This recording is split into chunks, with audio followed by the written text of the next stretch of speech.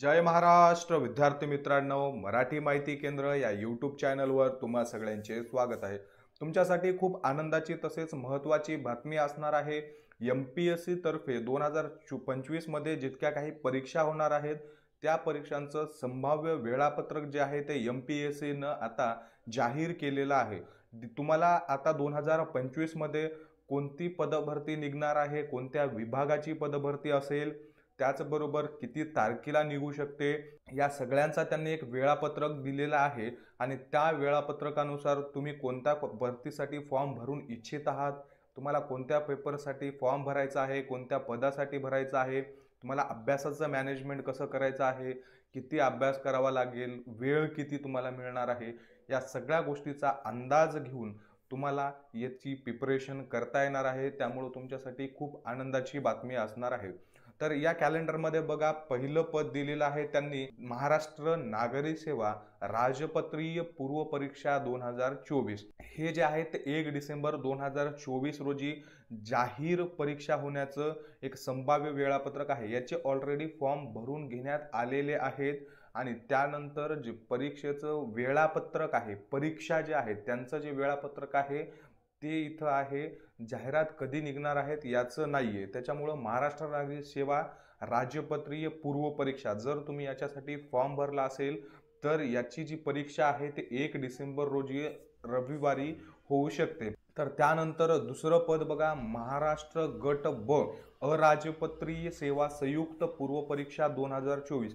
2024 मध्ये जे काही महाराष्ट्र राज्यातलं गट ब च अराज्य पत्रांसाठी जी पूर्व परीक्षा होते त्या पूर्व परीक्षा जी आहे ती 5 जानेवारी 2025 रोजी होऊ शकते। त्याचं हे संभाव्य वेळापत्रक MPSC ने स्वतः जाहीर केलेलं आहे। त्याच्यानंतर पुढील परीक्षा आहे महाराष्ट्र गट क सेवा संयुक्त पूर्व परीक्षा 2024। ही पण पूर्व परीक्षा आहे। ही पूर्व परीक्षा जी आहे ते 2 फेब्रुवारी 2025 रोजी होऊ शकते।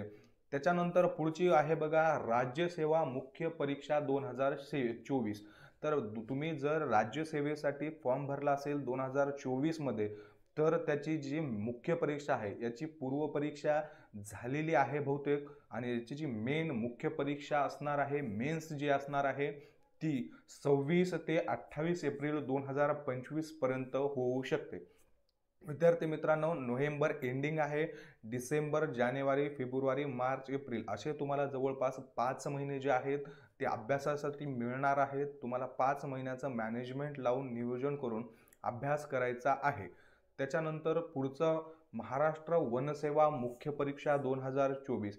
महाराष्ट्र शासनाची जी वनसेवा विभाग आहे त्या विभागाची मुख्य परीक्षा जी आहे ती सुद्धा 10 मे ते 25 मे या दरम्यान होऊ शकते।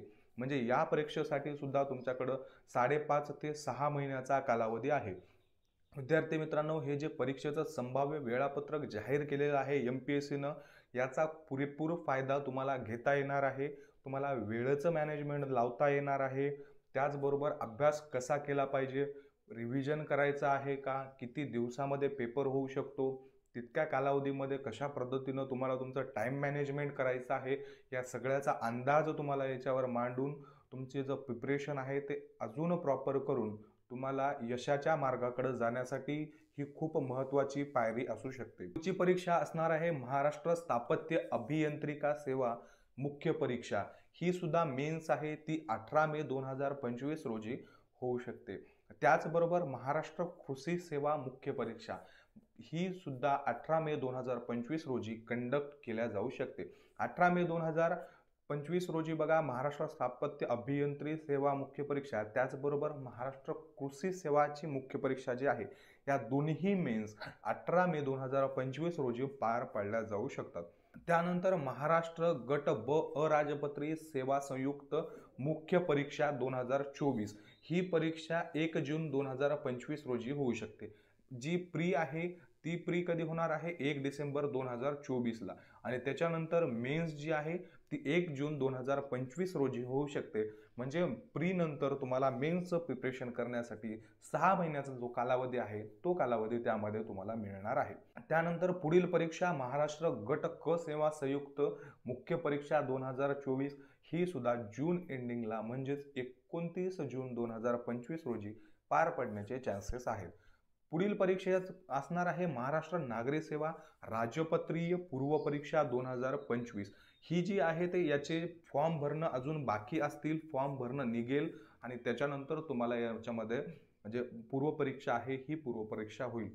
ती पूर्व परीक्षा 28 सप्टेंबर 2025 रोजी पार पडण्याचे चान्सेस आहेत.